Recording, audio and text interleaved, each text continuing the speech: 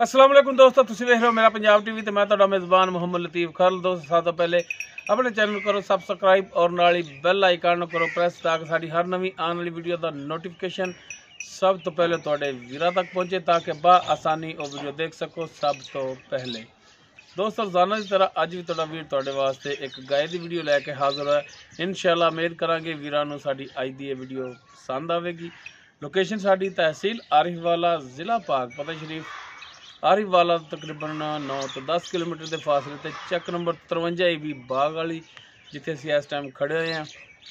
भाई असलम उन्होंने जानवर की वीडियो लैके हाज़र हैं। भाई असलम का भी नंबर लाँगे ताकि भरावां नूं डायरैक्ट मालकां नाल राबता करने विच आसानी हो जाए। लोकेशन जी दस दी है तो हुण दिखाने जानवर तो जनाब करो हाँ बिस्मिल्ला ते दिखाओ गाय ते नाल ही लैने फिर मालकां दा भी नंबर जी। असलम भाई दो नंबर अपना 0304 700 पूरा 4185 0304 700 पूरा 700 पूरा 4185 4185 ठीक होगा जी। जी दोस्तों ये भाई असलम का नंबर सी ते इन्हां दी गाय मुकम्मल इसका कद वीरां दे सामने वीर देख सकते हैं कि दरम्याने कद विच कद का अंदाज़ा इत्थों ला सकते कि फुल कद विच खड़ी गाय इसका कद जिहड़ा उस तो छोटा है दरम्याना है। बाकी लंबाई गाय की हर एक चीज़ कैमरे की नज़र है। छोटा छोटा सिंग लग्या है, रंग नस्ल जात वो वीरां दे सामने वीर देख सकते हैं, तसल्ली कर सकते हैं। माशाल्लाह सोहनी गां है, साफ सुथरी सुमन वाली है। किनवा सुबह सुना है, किन्ने दिन लैगी, ये सारियां गल्लां होणगियां मालकां नाल। गरंटियां तसल्लियां लांगे मालकां तो। माशाल्लाह सोहना थान लग्या है, विरला तो थान लग्या, निपड़ा रंगे थान माशाल्लाह चारों इको जे सोहना लिबास बनाया है वीर देख सकते माशाल्लाह। तो भाई इसलिए माड़ा खोलिया जी टोर के दिखाया जी। हाली इंदे वधर भी ढिले पे ने टुरन फिरन वीरां दे सामने वीर देख सकते हैं, तसल्ली कर सकते हैं माशाल्लाह। हाज़र टाइम बिल्कुल ठीक है।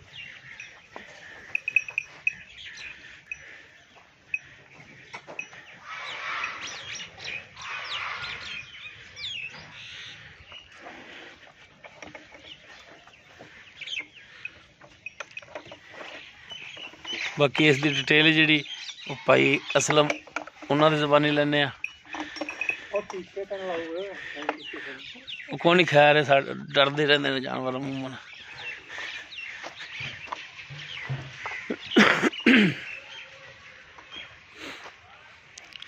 जी भाई असलम हाँ जी आप जी गाय दिखा रहे हैं नस्ल जात कि आ जाती है? क्रास है साहिवाल च। साहिवाल च क्रास है। हाँ जी ते जन्म ने किनवा सुबह सुना होना? दूसरा सुबह सोना है जी। लोग भावें आखे आख देंगे ने पहला सुबह सोना, जैन गल सीधी दसी नहीं। दूसरा सुबह सुना है? दूसरा सुबह सोना है। ठीक हो गया। तो किन्ने दिन लै जाएगी सुमन दे विच? अभी हफ्ता कट जाएगी जी। हफ्ता कट जाएगी? हाँ जी हफ्ते तो दिन घट भी लै सकती है? घट भी लै सकती, कोई 2 दिन बाद भी लै सकती। बाद भी लै सकती। सही हो गया। तुसी अंदाजन कह रहे हो बस? हाँ जी अंदाजन है जी। ठीक हो गया। ते इहदे थणा दी की तुहाडी गारंटी होगी? थाना ने आप पास करा के देंगे जी। पास करा के दोगे? पास हो जाएगी। अगर कोई भरा लै लैंदा अपने तो? हाँ जी हुण लैंदा है तो तुसी थाना पास करा के दोगे? हाँ जी बिल्कुल। बेचारे थाना च तारा मारा के दोगे? अगर कोई वीर भरा कहता है कि जनाब असीं बयाना करा देने आ, हाँ जी जानवर सुबह तो बाद ले जावांगे, कोई गल नहीं, आया जानवर ठल लोगे? ठल लांगे जी बिल्कुल ही। इस गल तो भजदे तो नहीं? नहीं जी ना नहीं। सूण तो बाद चवाई करके ले जावे दुध दे नसीबां दा। हाँ जी ठीक है जी बिल्कुल। ते थण बिल्कुल 16 ने होना। अगर थणा च कोई मसला मसाइल होया तो जानवर साडा ही हो तोड़ा है? हाँ जी बिल्कुल। ठीक हो गया जी माशाल्लाह बड़ी सोहनी गल है। हाँ जी ते हुण इहदी जायज़ मुनासब जी रेट वाली गल भी सोहनी सोहनी जी करिया जे। हाँ ते इन भरावां वाले मुँह करके दसो। हाँ इनका 1,60,000 रुपये। 1,60,000? हाँ जी ते इस 1,60,000 दे विचों कोई प्यार मुहब्बत मामूली कर लांगे माड़ा मोटा।